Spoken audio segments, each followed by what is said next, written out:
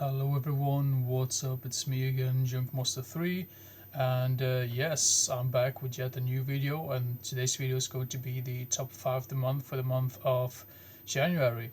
Now, before I continue with the list, I actually recently looked into like my channel just because I just wanted to check if I was like if there's any videos that I hadn't made yet, and I realized that I have now reached 1,000 subscribers. So thank you very much for this.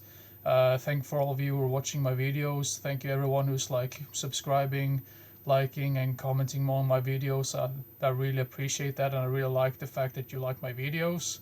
I mean, that's just what I really love in general when it comes to this channel. That I really like to discuss movies and stuff, and like things in general, everything like movie related stuff. So yeah, I'm really pleased about this. If there's any other specific type of movie related video you want me to make in the near future, please let me know in the comment section, and I will try to do that if that's possible. I mean, sometimes that's not maybe everything isn't possible because I have not really like the best equipment. I basically just have my old iPad and sometimes my phone, and that's it.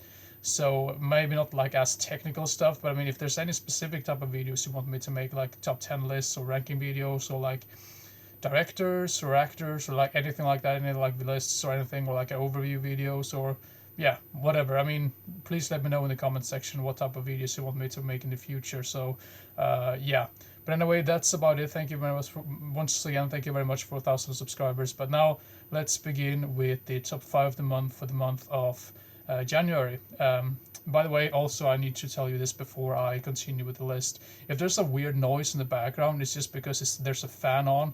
Um, because I mean, I'm usually having such a trouble. I mean, I usually have big troubles when it comes to like the heat in general, which really makes me worried because it's only February and it's not very like hot outside or anything like that. That's just the way I am like as a person. Maybe that's like some sort of weird thing that going on with me. But anyway, now let's continue with all of that aside. Let's continue with the the top 5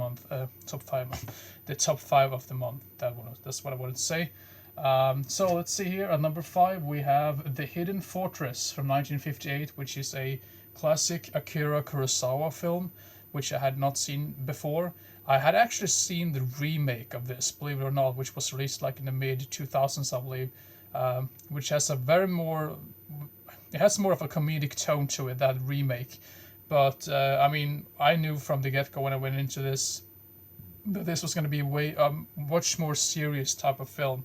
So I mean, it's an amazing film. Even though this film also has some of that humor in it, it's not to the fact that it just like takes over the entire film. It's just basically that's how some of those two of those characters really are.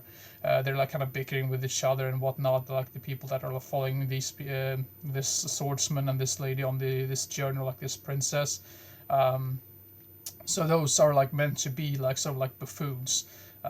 But this one really blows the other one out of the park when it comes to quality and acting and everything, basically. But not saying that the remake is a bad film. It's just a very different type of film. I just felt like if they had another title for that, that probably would have been appreciated much more. But just because it has the same title, people are just desperately gonna compare the remake to this one, and yeah, vice versa. But anyway, as for the original one, The Hidden Fortress, an amazing film at number 5. And at number 4, we have a Western film with James Stewart called The Man from Laramie. I'm not really sure how you pronounce Laramie. I think that's how you pronounce it. But this is from 1955, yet another 50s film. And this film is not very like action packed if you compare it to some of the other like westerns that were released like in the 60s. This focuses more on the character development of especially like James Stewart, that is like constantly being picked on when he's arriving into this town, because there's like it's a very big like type of corruption in this town that everyone, pretty much almost everyone, treats him really really bad. So there's some major conflicts going on, like people are like get like shooting his cattle and stuff, and he just gets mad and he wants revenge. So there's like this big conflict between him and some of the people that runs this town. So like I said before, not a very action-packed film, but a very character-driven film.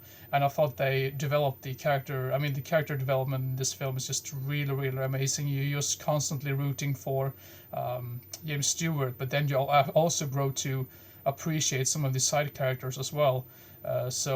Yeah, The Man from Laramie at number 4. And at number 3, we have a film by Joon-ho. I believe he is the same guy who directed Parasite. Yeah, he directed Parasite. Wasn't this the same guy who directed Memories of Murder as well? Yeah, so this guy has made some really amazing films, and this is a film that I had never seen before, but this one was also really great, called Mother from 2009, and this is very similar in tones of.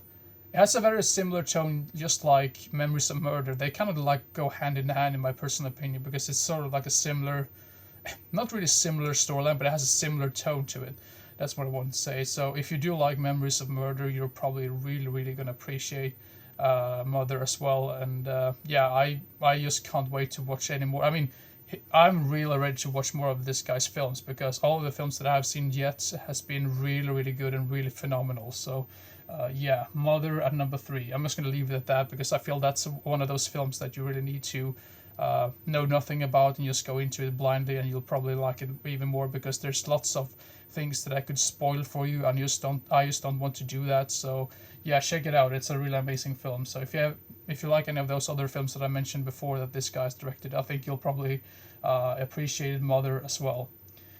Now, number 2, we have a film which, this is one of those films that I remember I watched on TV like when it was fairly new, but I had no idea what it was called. I think I just watched clips and bits from it, and I just kept searching for it over all of those years. I'm like, what was the title of that damn film? And then obviously I eventually realized, well, this is not an English language film, because that's what I thought from the get-go. But it turns out this is a Mexican film, but it takes place in El Salvador, I believe. Yeah, El Salvador during the 80s, during like the Civil War down there. And the film is called Innocent Voices from 2004.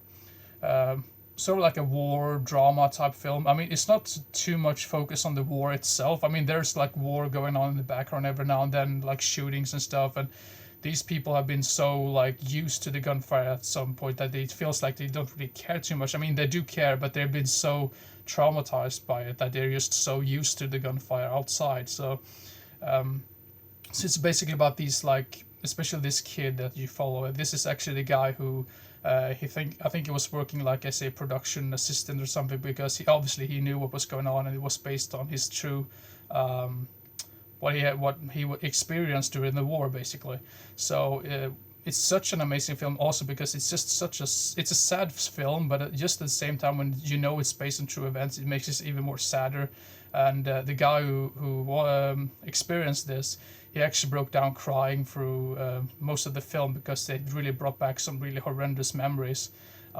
So yeah, but anyway, I mean, if you like really great war drama films in general, go check this one out if you find it anywhere. But yeah, Innocent Voices from 2004. Now, let's see, number 1. This is a film, not necessarily like, I mean, I know some people would consider like these films that I've already mentioned to be better films maybe, but this one just really caught my attention right away. And it's the film called The Way Back from 2013. And I watched this on TV, and right after I watched it on TV, I just went online and just ordered it on DVD right away. That's how good this film was. Once again, really great drama. I mean, it feels like it's such an amazing film, because it feels like it could happen to anyone in the real world as well. Because I believe, once again, we have the director of this film, which I think this was sort of like, I don't think everything was based on his like experiences, but I mean, it's basically about this kid who goes on a holiday with his family. So it's like his sister, his mother, and his stepfather. And his stepfather is just treating him really bad, and he's keeping like, I mean, the mother doesn't seem to care or like realize this either, so that's really unfortunate. So he pretty much like just wants to get out of there, like that entire like environment, and like the daughter is sort of like snobby and kind of like annoying, and he actually befriended this guy at a that's working at a like a what do you call it, like a pool thing, like when you have like water slides and stuff. And at first you're like, whoa, this is really weird and really strange and really kind of creepy in a way, because I mean he's clearly much older than him, but this actually grows to be like one of the best like kind of like friendship type of films ever made, because these two people are really bonding with each other. So he's like pretty much telling him like what's going on every now and then, and like he just really falls in love with this, like because he starts working at the water park himself. So yeah, I'm not really want to like spoil anything else than that, but I mean it's a really amazing film, and I really love all of the characters in this film. So yeah, the way back at number one. So yeah, there you go. That's the top 5 of the month for the month of January. Like I said before, thank you very much for 1,000 subscribers. And like I said before, let me know if there's any special type of like movie type of related content you want me to make in the near future, and I'll see if I can succeed at that.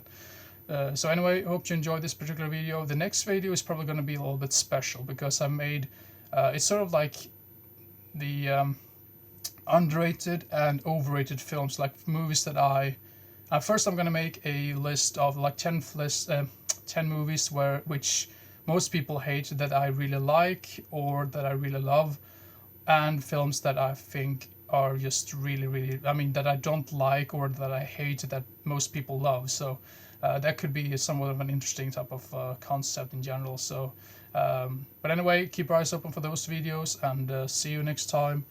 Bye bye.